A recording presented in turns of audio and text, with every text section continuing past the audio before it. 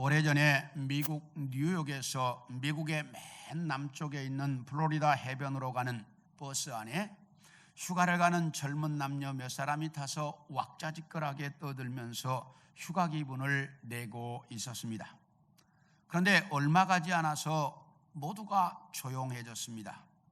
왜냐하면 그 젊은이들 바로 앞자리에 수염이 덥수룩하게 나고 험산궂게 생긴 한 사내가 돌부처처럼 앉아 있었기 때문입니다. 이 젊은이들은 저 사람이 누굴까? 배를 타다 이제 항해가 끝나서 집으로 가는 뱃사람일까? 아니면 고향으로 돌아가는 퇴역 군인일까? 아니면 옥살이 하다가 출소한 사람일까? 뒤에서 크게 떠들었기 때문에 분명히 그 사람이 그 이야기를 들었을 텐데 전혀 들었는지 안 들었는지 반응이 없습니다. 그러니까 이 젊은이들이 오히려 조용해졌습니다. 그때 한 젊은이가 포도주를 하나 들고 가서 한 잔 따라주면서 드시라고 그러니까 그 사내가 고맙다는 인사하고 포도주를 마시더니 그리고 역시 똑같이 돌부처처럼 앉아 있습니다. 그렇게 가다가 저녁이 되었습니다. 뉴욕에서 플로리다까지는 약 1800km 정도 됩니다.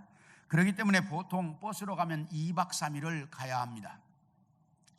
그래서 저녁이 돼서 이제 숙소에 들어가서 예약된 집에서 잠을 자고 그 다음 날 아침에 다시 버스를 타고 출발을 하자 포도주를 주던 그 젊은이가 그분 옆자리에 가서 앉아서 말을 붙였습니다.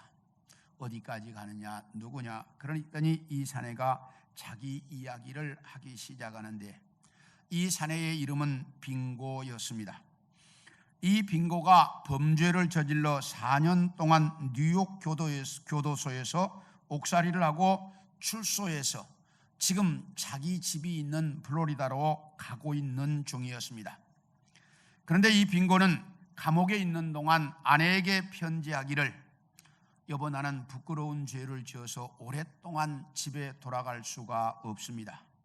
만약 그동안 나를 기다릴 수 없다는 판단이 들거나 혼자 사는 것이 힘들다고 생각이 되면 나를 잊고 재혼을 해도 괜찮습니다 라고 하는 편지를 보내면서 그리고 마음이 내키지 않으면 편지를 하지 않아도 좋습니다 라고 편지를 보냈는데 그 이후에 3년 반 동안 편지가 없었습니다. 그래서 늘 궁금하던 차에 출소 날짜가 이제 며칠 남지 않자 아내에게 편지를 보내서 여보 나를 용서하고 받아줄 생각이라면 마을 앞 버스 정류장에 있는 참나무에 노란 리본을 걸어놓고 만약에 재혼을 했거나 나를 받아줄 마음이 없다면 리본을 걸어놓지 마십시오. 그러면 나는 버스에서 내리지 않고 멀리 떠나겠습니다 라고 하는 편지를 보냈습니다. 그래서 지금 내 마음은 그 참나무에 노란 리본이 걸려 있을까 아닐까 하는 초조함 때문에 여러분들과 어울릴 수가 없습니다 라는 자기 이야기를 했습니다. 그러자 이 말을 들은 버스 안에 있는 모든 사람들이 다 한마음이 되어서 그 참나무에 노란 리본이 걸려 있기를 기도했습니다. 그러나 당사자인 빙고는 3년 반 동안 편지 한 장 없던 아내였기 때문에 틀림없이 노란 리본이 걸려 있지 않을 것이라고 생각하며 마음의 각오를 다지고 있었습니다.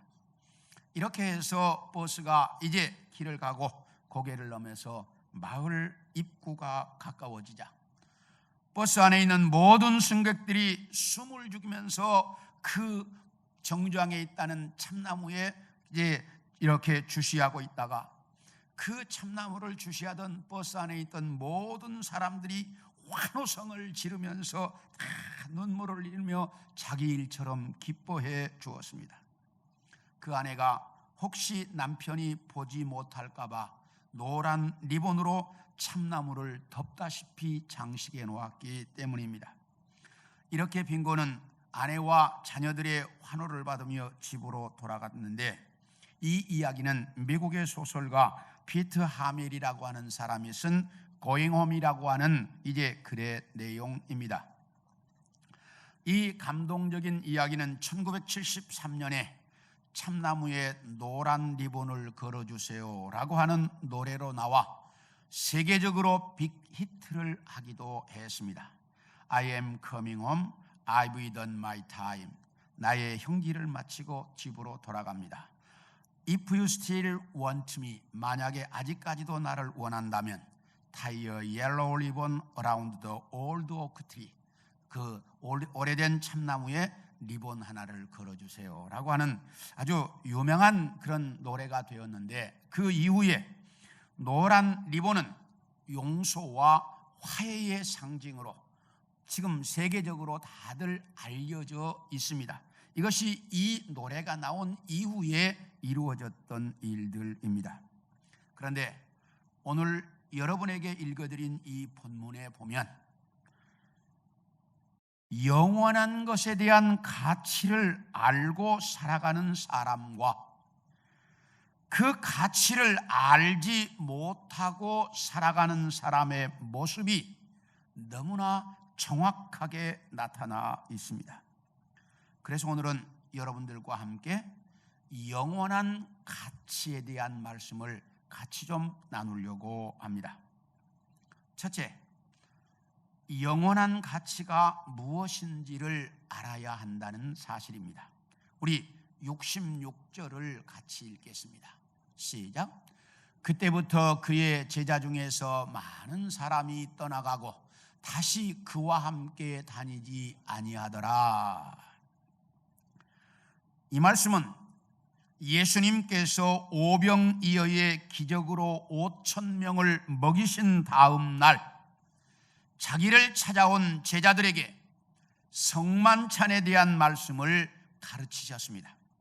우리 55, 56절을 봅니다. 시작. 내 살은 참된 양식이요 내 피는 참된 음료로다.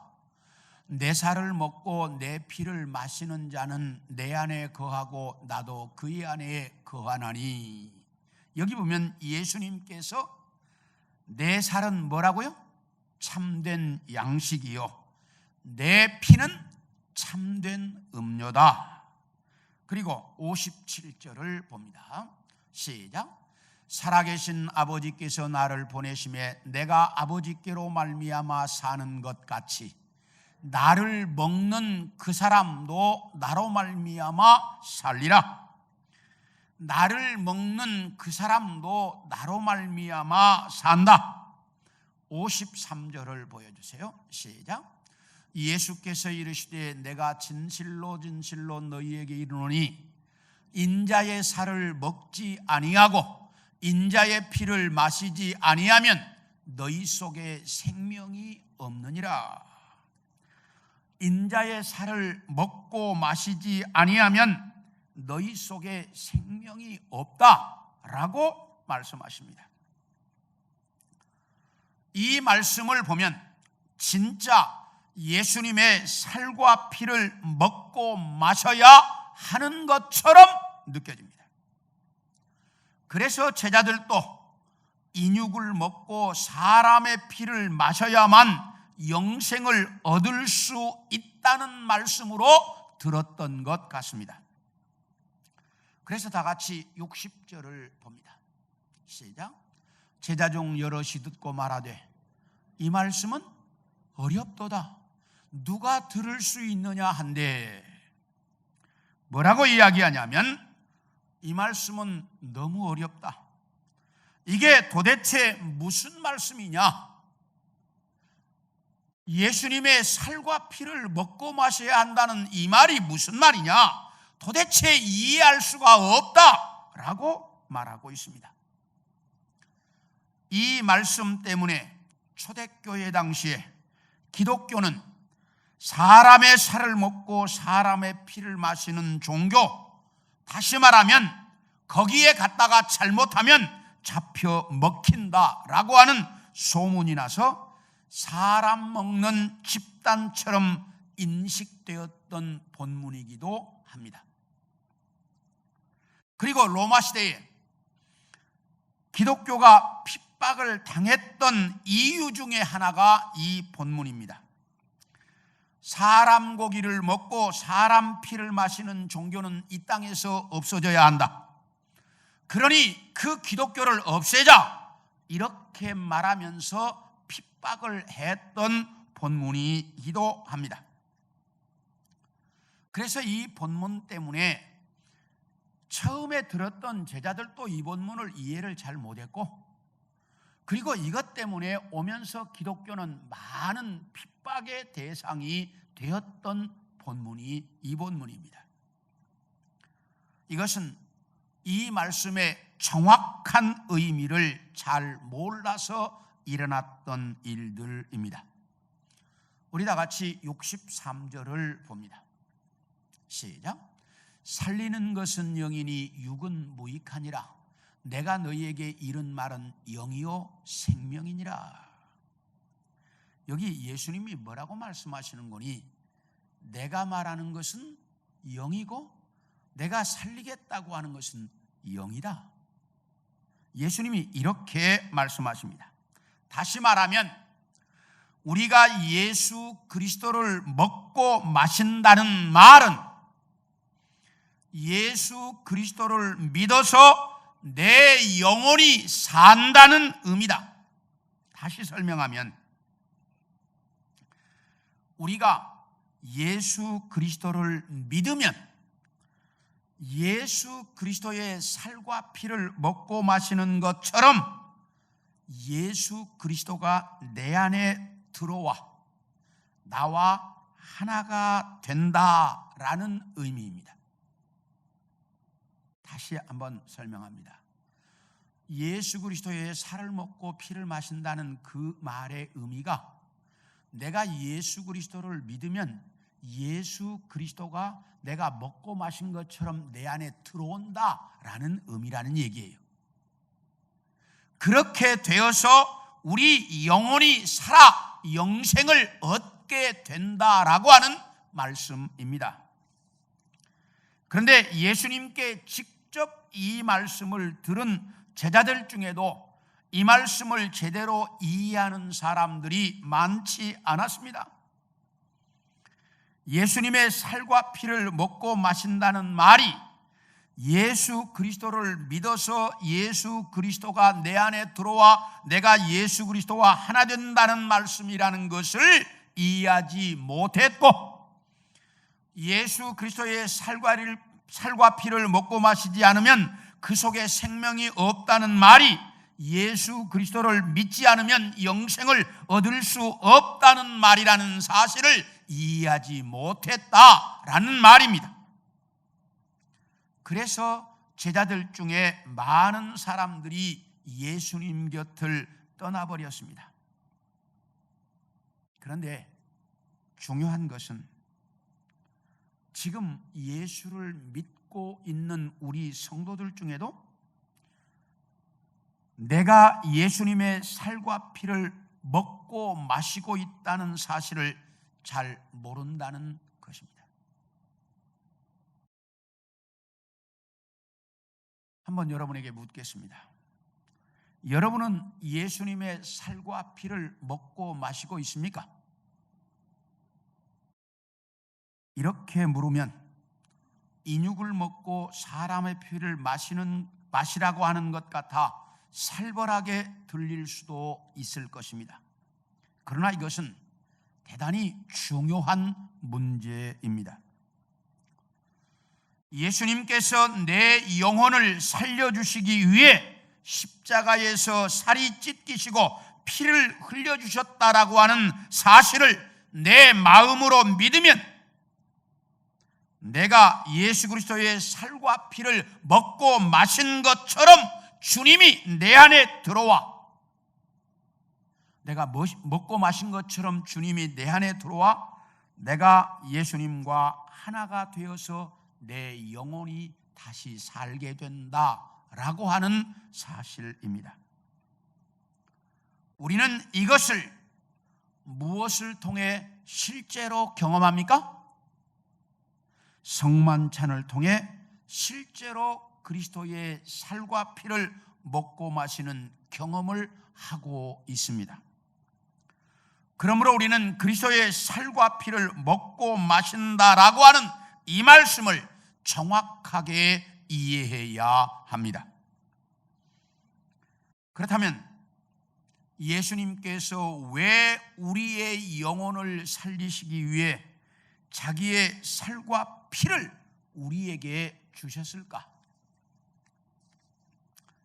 아버지여, 할 수만 있다면 내게서 이 잔을 옮겨주시옵소서라고 기도했던 그 모진 십자가, 제자들에게 내가 고민하여 죽을 지경이니 나와 함께 깨어서 기도하자라고 말씀하셨던 그 고통스러운 십자가를 주님은 왜 지셔야 했을까? 그것은 우리의 영혼을 살리시기 위해 그렇게 하셨다라고 하는 사실입니다. 왜냐하면 우리 영혼이 그만큼 중요하기 때문입니다. 그런데 우리는 우리 영혼의 가치를 잘 모른다는 사실입니다. 오늘 본문에서도 예수님의 제자들 중에 많은 사람들이 이 영혼의 가치가 무엇인지를 모르고 예수님을 떠나버렸다라고 말씀합니다. 이 사람들이 예수님을 따라다닌 이유는 오병이어의 기적을 통해 배부르게 먹었던 경험이 있었기 때문입니다. 예수님을 따라다니면 절대로 배고플 일은 없을 것이라고 알고 따라다니고 있었습니다. 이렇게 예수님을 따라다니다 보니 예수님의 제자라는 소리도 들었습니다. 그런데 그 예수님께서 그 사람들에게 먹을 것을 주시지 않고 내 살과 피를 준다라고 말씀하시고, 내가 살리는 것은 육이 아니라 영이다라고 말씀하시니까 이 사람들을 예수님을 따라다녀야 할 이유가 없어졌습니다. 왜? 예수님이 먹을 걸 안 주니까. 그래서 예수님을 떠나버렸던 것입니다. 이 사람들은 지금 당장 자기들 눈에 보이지 않는 영혼의 문제보다 현실적으로 줄인 배를 채워야 하는 양식의 문제, 육신의 문제가 더 소중하고 중요했습니다. 그래서 많은 사람들이 다 떠나버리고 12 제자들만 남았습니다. 그러니까 예수님께서 이 12 제자들을 보시고 너희도 가려느냐라고 물으셨습니다. 그러니까 베드로가 생명의 말씀이 주님께 있는데 우리가 누구에게로 가겠습니까? 라고 대답합니다. 이 말은 우리의 영혼을 살려주신 분이 여기 계시기 때문에 우리는 절대로 떠나지 않겠습니다 라고 한 말입니다. 다시 말하면 12 제자들 중에 한 사람을 빼고 11 제자들은 영혼의 가치가 무엇인지를 알았다는 사실입니다. 지금 당장 먹고 살아야 하는 양식의 문제보다 내 영혼이 살아야 하는 영적인 문제가 더 중요하다는 것을 알고 있었다라는 말입니다. 그런데 우리들 중에도 너무나 많은 사람들이 영혼의 문제보다는 육신의 문제, 양식의 문제를 더 중요하게 여기며 살아가고 있다는 사실입니다. 다만 주님 곁을 떠나지 않고 있을 뿐이지 영혼의 가치가 어떤 것인지를 모르고 육신의 가치, 양식의 가치만 더 소중한 것인 줄 알고 있다는 말입니다. 그런데 우리 다 같이 누가복음 10장 20절을 보겠습니다. 시작. 그러나 귀신들이 너희에게 항복하는 것으로 기뻐하지 말고 너희 이름이 하늘에 기록된 것으로 기뻐하라 하시니라. 이 말씀은 예수님께서 70명의 전도대원들을 파송했습니다. 파송을 받은 70명의 전도대원들이 나가서 전도하고 돌아와서 예수님께 보고를 하는데 신이 났습니다. 예수님, 우리가 나가서 복음을 전했더니 귀신들도 항복하고 도망갔습니다. 신이 나서 보고했습니다. 그랬더니 예수님께서 나도 사탄이 하늘에서 번개같이 떨어지는 것을 보았다.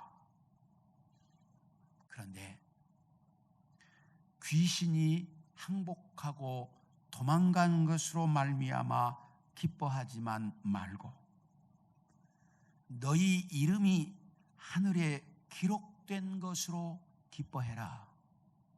이렇게 예수님께서 말씀하셨습니다. 이 말은 이 세상의 그 어떤 것보다 영적인 가치가 얼마나 소중하고 중요한지를 정확하게 주님께서 말씀해 주신 내용입니다.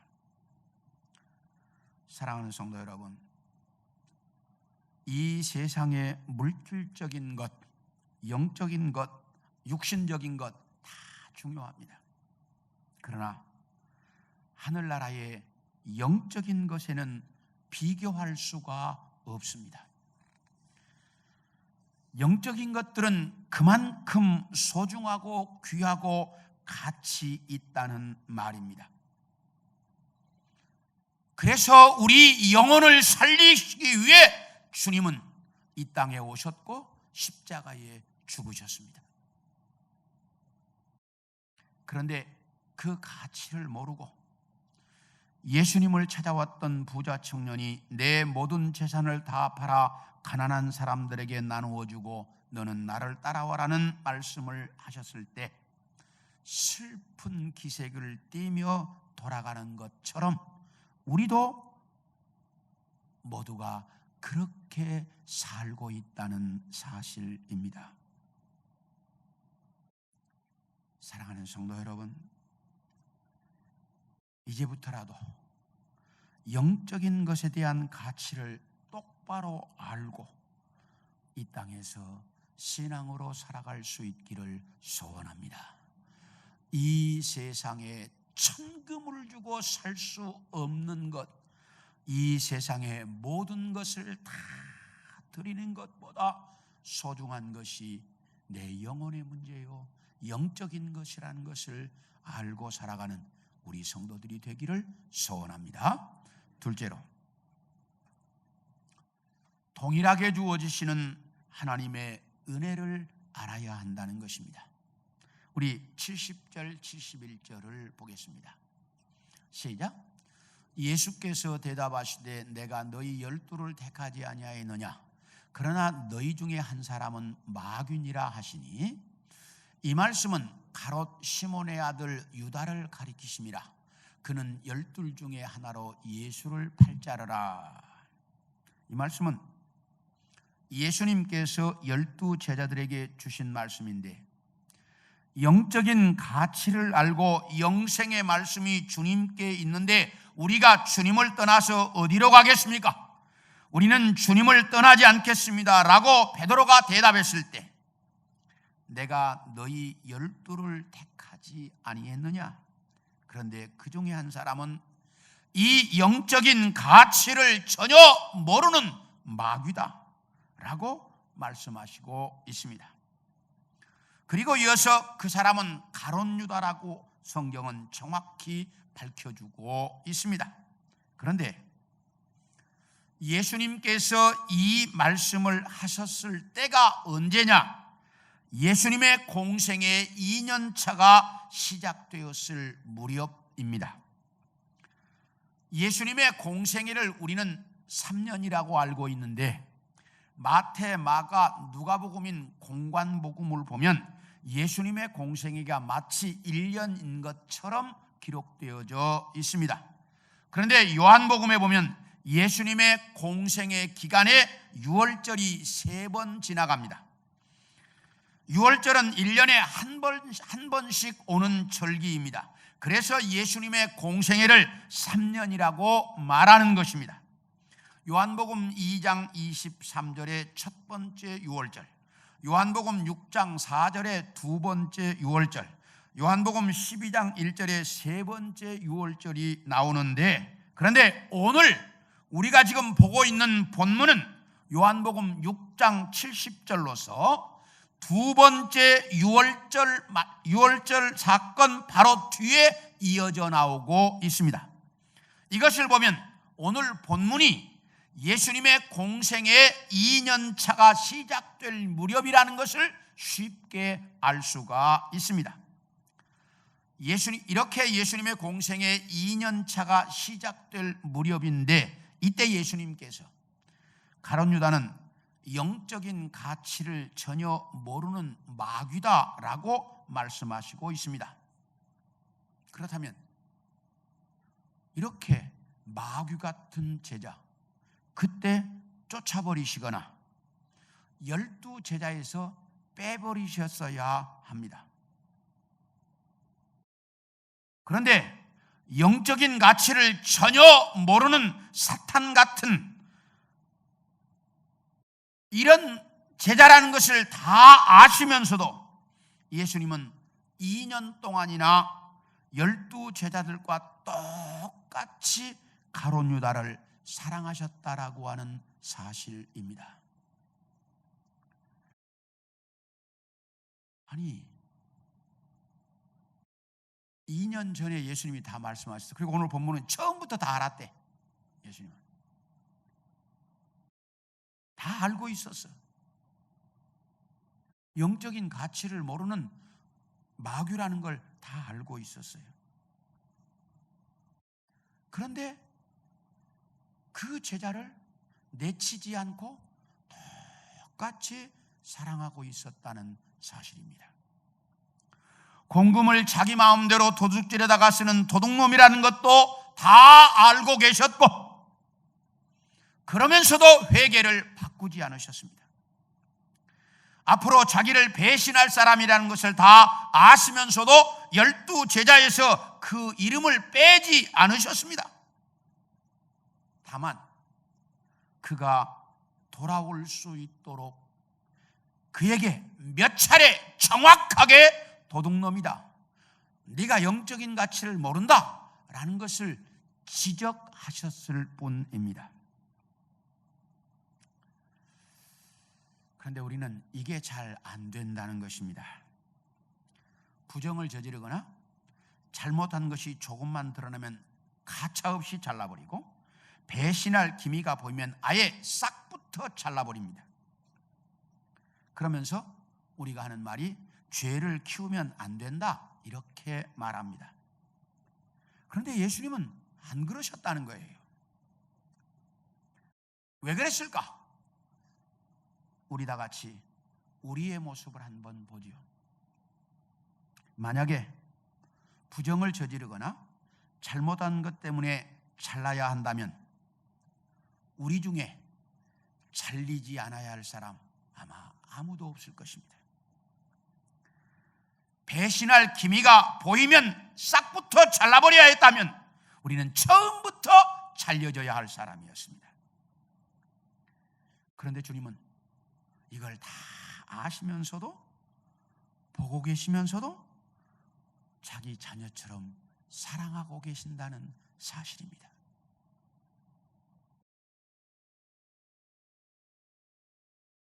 이 주님의 사랑 때문에 우리는 주님의 자녀로, 예수 믿는 사람으로 살아가고 있는 것입니다.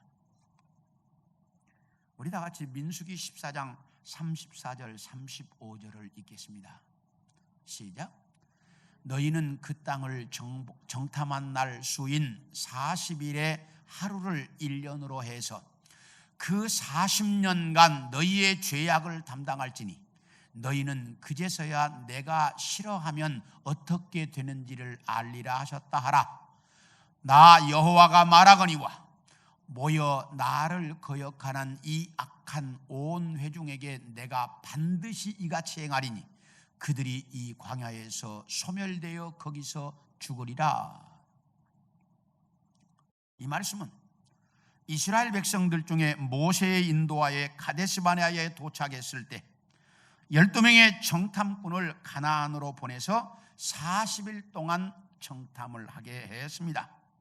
그리고 정탐하고 돌아온 12명의 정탐꾼이 보고를 하는데 10명은 절대로 우리가 점령할 수 없는 땅이다, 올라가지 말자, 가면 죽는다 라고 보고를 했고, 2명의 정탐꾼은 우리에게 하나님이 함께 계시기 때문에 올라가자, 올라가면 우리는 분명히 정복할 수 있다 라고 보고를 했습니다. 그러자 백성들은 10대 2, 5배의 많은 다수의 보고에 따라서 올라가지 말고 우리 새로운 지도자를 세워서 애굽으로 돌아가자라고 하며 하나님을 거역했습니다. 그러자 하나님께서 정탐한 날수 1일을 1년으로 해서 40년 동안 광야에서 헤매이도록 벌을 내리셨습니다. 그리고 20세 이상 된 성인 중에는 바른 보고를 한 여호수아와 갈렙 2사람을 빼고는 모두 다 광야에서 죽고 가나안 땅에 들어가지 못한다는 징계를 내리셨습니다. 그렇다면 광야 40년 세월은 무슨 시간입니까? 하나님께 벌받는 시간입니다. 40년 동안이 하나님께 벌받는 시간입니다. 그런데 이렇게 벌을 받고 있는 사람들에게 매일 만나를 주어 먹고 살게 하셨고, 낮에는 구름기둥, 밤에는 불기둥으로 보호해 주셨고, 물이 없어 목이 말라 죽을 것 같으면 반석에서 물이 나게 해 주셨습니다. 그래서 40년 동안 벌받고 있는 사람들이지만 어느 한순간도 빠짐없이 하나님은 그들을 보호하셨고 지키셨고 돌보셨습니다. 우리 한번 생각해 보시죠. 벌을 받고 있는 사람입니다. 죽어야 할 사람들입니다. 그런데 그런 사람을 이렇게 보호해야 할 이유가 있습니까? 벌 받고 있는 사람들인데, 어차피 죽어야 할 사람들인데 그냥 놔두면 될 텐데, 어차피 광야에서 다 죽을 사람이잖아요. 죽으라고 하나님 말씀하셨잖아요. 어차피 죽을 사람 그냥 놔두면 되는데 왜 그렇게 하나님이 그들을 보호하셨을까?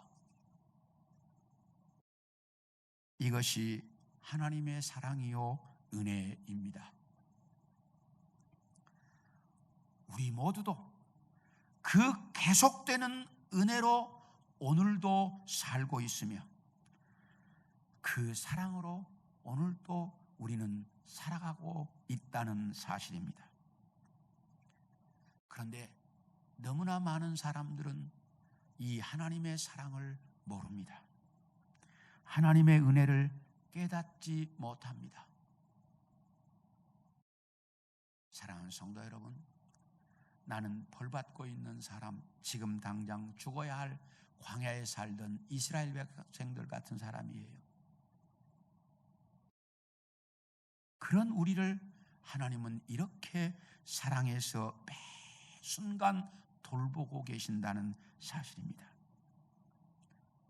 이걸 우리가 깨닫고 나면 우리의 삶은 한순간도 헛되게 살아갈 수 없고 한순간도 주님 없이 살아갈 수가 없습니다.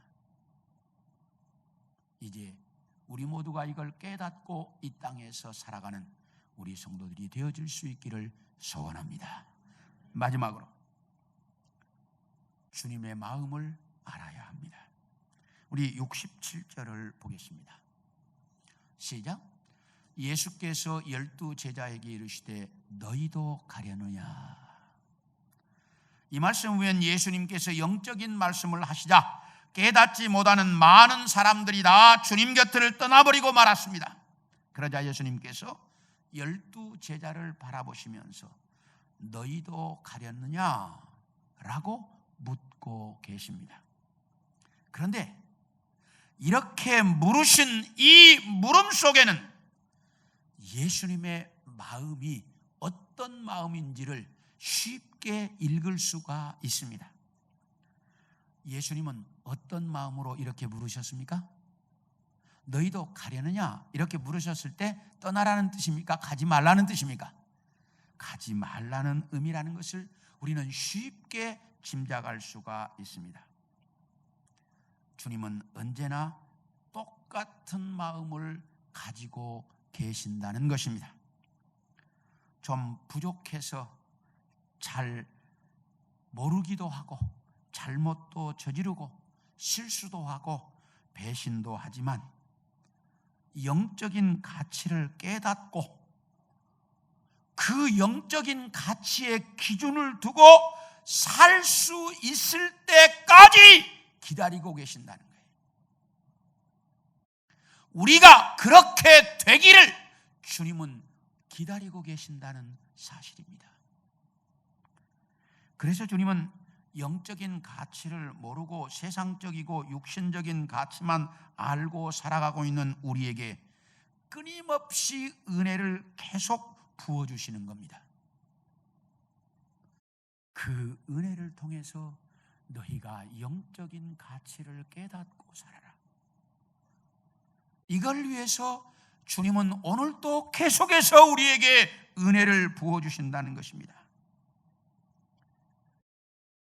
사랑하는 성도 여러분, 주님은 오늘도 우리가 그 영적인 가치를 깨닫기를 원하고 있어요. 그래서 그 은혜를 깨닫도록 하시려고 계속해서 죄를 짓고 실수를 하고 잘못을 해도 우리에게 은혜를 주시는 겁니다. 밀라노 대성당에 가면 아치형 문이 3개가 있는데 그 아치형 문에는 이런 글귀가 새겨져 있다고 합니다.